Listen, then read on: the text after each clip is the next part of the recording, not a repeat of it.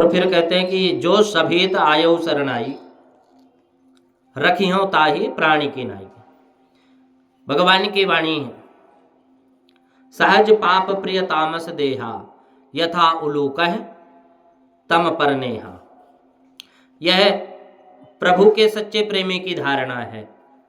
4-5 दिन का बालक भी अपनी मां को पहचानने में भूल नहीं करता।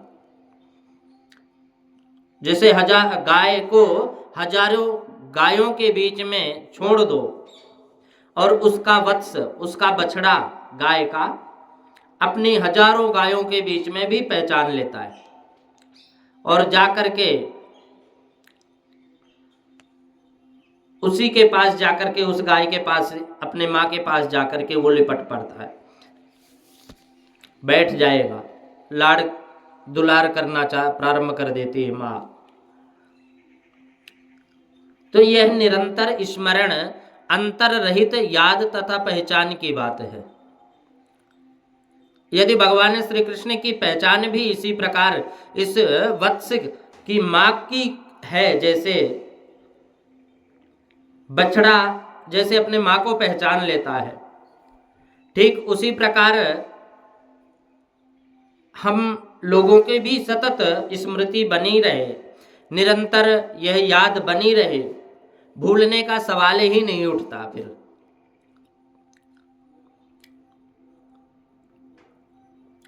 उसे भूला जा नहीं सकता। फिर आश्चर्य देखो, कण कण में व्याप्त है भगवान। अणतो अणुर्यान महतो मणिर्यान, हर जगह भगवान विराजमान है। चींटी के पैरों में बंधे हुए घुंघरू की आवाज भी भगवान सुनते हैं। तो क्या हमारी वाणी को भगवान नहीं सुनते? हमारे विचारों को भगवान नहीं सुनते? सब सुनते हैं। भगवान से ही कनेक्शन जुड़ा हुआ है। कहते हैं ना कि ईश्वर जीव अंश अविनाशी। ये जीव जो है अविनाशी है और भगवान का ही अंश है। हम सब अंशी हैं और भगवान अंश हैं, तो कनेक्शन तो जुड़ा है। हम चाहे कुछ भी विचार करें, 1000 कमरों के कमरे में भी बैठ करके हम चाहे कोई हवन इत्यादि करें तो भी भगवान देखते हैं, सत्कर्म करें तो भी भगवान देखते हैं, कुकर्म करें तो भी भगवान देखते हैं। हम जैसा भी विचार करें तो भी भगवान के पास वो कनेक्शन है कि वहां पहुंच जाती है बात। तो लेकिन आश्चर्य यह है कि हम लोग ढूंढते कहाँ हैं? कभी उस मंदिर में, कभी उस मंदिर में, जहां ज्यादा भीड़ होती है वहां जाते हैं। हरिद्वार जाते हैं, पुष्कर जाते हैं, प्रयाग जाते हैं, काशी, गोदावरी, नर्मदा जी, हर जगह जाते हैं, संगम में जाते हैं। क्यों? क्योंकि शायद यहां भगवान मिल जाए। लेकिन भगवान मिलने वाले नहीं है। हम खूब अच्छे कर्म करते हैं लेकिन एक कर्म नहीं करते, वो है सत्कर्म। सत्य का अपने जीवन में धारण नहीं करेंगे तो हमें कोई भी कार्य का फल प्राप्त नहीं होगा। जप तप योग धर्म कुछ भी कर्म कुछ भी करें, लेकिन उसके साथ हमें अपने वाणी को सत्य के मार्ग में लेकर चलना होगा। अपनी वाणी को सत्मार्ग, सत्य बोलना प्रारंभ करवाएं। पहले हमारी वाणी सत्य बोले, जो भी हो। यह सब जो दिख रहा है सब फर्जी है, फर्ज किया हुआ है, माना हुआ है। यह शरीर भी, मन भी, बुद्धि भी, अहंकार भी, यह जो भी है सब कुछ फर्ज है। और वास्तव में बंधा हुआ, आसक्ति समाप्त हो जाती है अगर बंध जाए तो। इनसे इनको बांध करके साइड में रख दो और भगवान के श्री चरणों में बंध जाए मनुष्य, तो फिर कहने की आवश्यकता ही नहीं है। जो है ही नहीं हम उस पे लगाव करते हैं। यह इशारे हैं, समझने की बात है।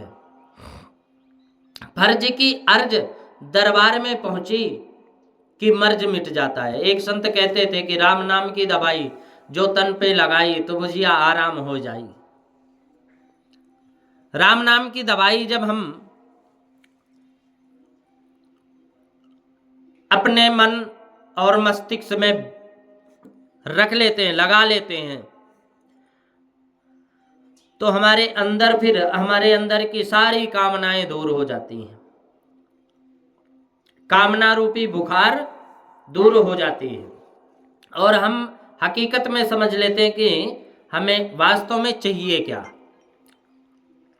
अफीम खाने वाले को यदि एक दिन अफीम ना मिले ना तो वो बेचैन हो जाता है, नींद उड़ जाती है उसकी, भूख लगना बंद हो जाती है। आदत जो पड़ी है, यदि ऐसी ही आदत जैसे अफीम वाले की पड़ी, ऐसे ही आदत यदि सत्संग की लग जाए, भगवत सेवा में लग जाए, अपने माता पिता की सेवा करने में लग जाए, अपने से बड़ों की सम्मान करना, आदर करना, छोटों से लग जाए, ऐसी आदत बन जाए ना तो फिर सत्य से हटने की प्रण, जैसे आप यज्ञ अनुष्ठान फिर करने की आवश्यकता इतना नहीं है। हमारा मन ही साफ नहीं, हम कितना यज्ञ अनुष्ठान करें, कोई फायदा नहीं मिलता। लोग नाम करने के लिए यज्ञ अनुष्ठान कोई 108 का कर रहा है, कोई 1008 का कर रहा है, कोई 11,000 कुंड का कर रहा है। इसमें मिलता क्या है? कुछ दिनों के लिए सिर्फ नाम कि फला व्यक्ति ने 1000 कुंड का, 10,000 कुंड का, 1100 कुंड का, 11,000 कुंड का यज्ञ करवाए, अनुष्ठान करवाए, मिलता कुछ नहीं है। जो फल हमें 1 कुंडी, 5 कुंडी और 9 कुंडी, 11 कुंडी में मिलने वाला, वो फल हमें 100 कुंड, 108, 1100 कुंड, 1000 कुंडी यज्ञ में नहीं मिलता। क्योंकि सात्विक जो है, हम वो यज्ञ एक कुंडी यज्ञ में ही कर सकते हैं, या 5 या 9, 21 कर लो, वो ठीक है। लेकिन डायरेक्ट यदि हम 1000 कुंडी यज्ञ करते हैं, उसका फल तो शायद नहीं मिलता।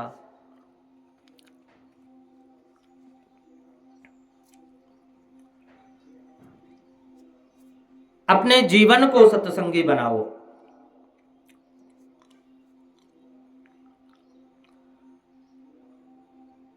और सत्य से हटते ही जब जीवन सत्संगी बन जाएगा तो सत्य से हटते ही वो छटपटाने लग जाता है। तो समझ लेना कि अब बेड़ा पार हो रहा है, अब मनुष्य का बेड़ा पार हो जाएगा।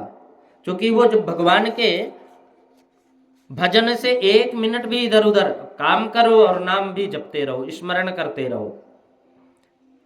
भजन का मतलब ये नहीं कि सारा काम छोड़ दो, भजन का मतलब अपना कार्य करते रहो और कार्य करते करते भगवान नाम स्मरण भी करते रहो, गुरु मंत्र का जाप भी करते रहो। हम लोग भूल जाते हैं और इस माया में गोरख धंधे में पड़ जाते हैं, माया के गोरख धंधे में पड़ जाते हैं। आए थे हरिभजन को और औटन लगे कपास। आए थे हम किस कार्य के लिए और हम किस कार्य में पड़ जाते हैं?